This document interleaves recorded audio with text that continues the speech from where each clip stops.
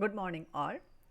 Today we are going to discuss the topics rain gauge density, optimum number of rain gauges, mean annual rainfall, estimation of missing precipitation. First we will discuss what is rain gauge density. A rain gauge density or network density is the ratio of total area of the catchment to a total number of rain gauges in the catchment.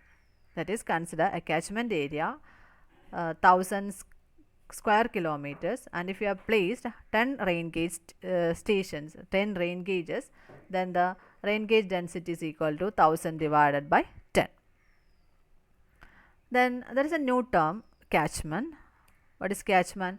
The area of land from which water flows into river, lakes or reservoir is called catchment area. I will explain with this figure.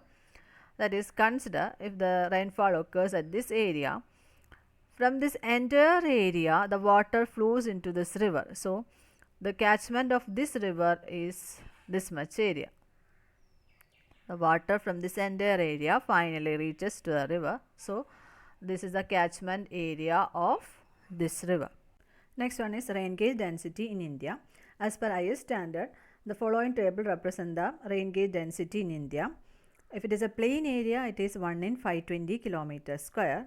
Elevated region, that is 1000 meter above mean sea level, it is 1 in 260 to 390 kilometers square. If it is a hilly and heavy rainfall area, it is 1 in 130 kilometers square. There we have to provide out of total minimum 10% of the 10% of the rain gauges should be self-recording type. Coming to the optimum number of rain gauges, the aim of optimum rain gauge network design is to obtain average value of rainfall of an area with sufficient accuracy. Consider an area where n number of rain gauges are placed, small n number of rain gauges are placed, and we have calculated the average depth of rainfall using arithmetic mean method. Okay. Then the equation to find out the optimum number of rain gauges, n is equal to Cv divided by E the whole square, where capital N represent the optimum number of rain gauges and Cv represent the coefficient of variation of rainfall of the existing rain gauge station in the basin, that we can calculate using the equation 100 sigma divided by x bar, where sigma represent the standard deviation. What is standard deviation?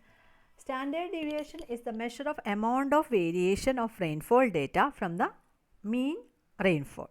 Amount of variation of rainfall data from the mean rainfall data.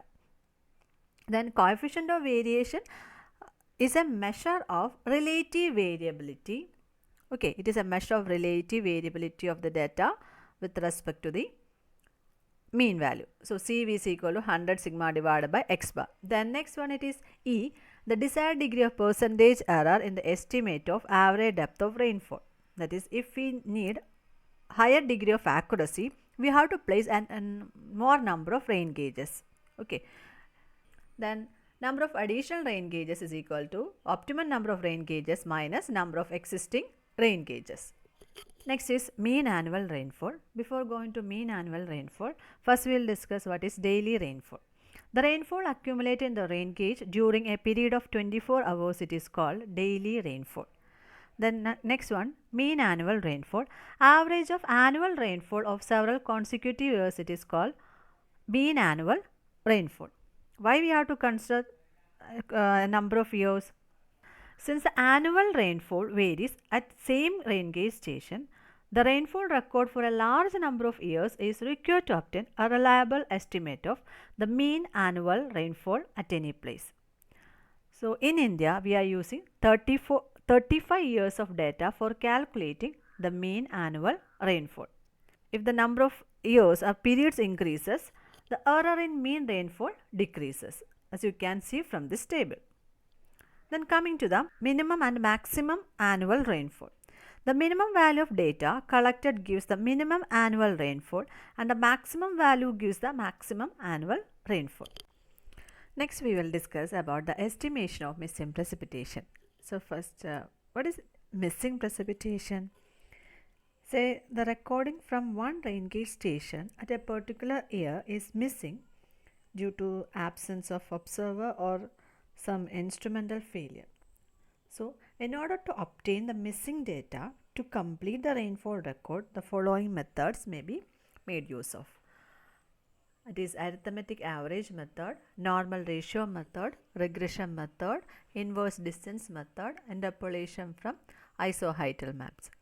We will be discussing the first two methods, arithmetic average method and normal ratio method. Coming to the arithmetic average method, if the normal annual precipitation at the adjacent stations are within 10% of the normal rainfall at the station under consideration, then missing rainfall data can be estimated using arithmetic average method. That is, for using this arithmetic average method, this condition should be satisfied. What is the condition? I'll explain with an example. That is, this is the missing station. This is the missing rainfall data. Consider it as Px. And these are the adjacent stations. First, you have to find out what is the average rainfall. That is a normal average rainfall at different stations.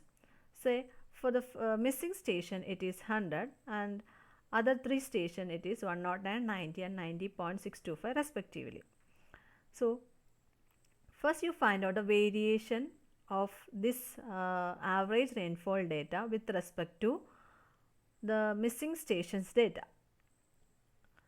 So, here we are getting 9%, that is 100 minus 109 divided by 100, we are getting it as 9%, here we are getting it as 10%, here it is less than 10%. So, this condition is satisfied here, that is the normal annual precipitation at the adjacent stations, here 1, 2 and 3 are within 10% of the normal rainfall of this station under consideration, that is the station X, it is 100.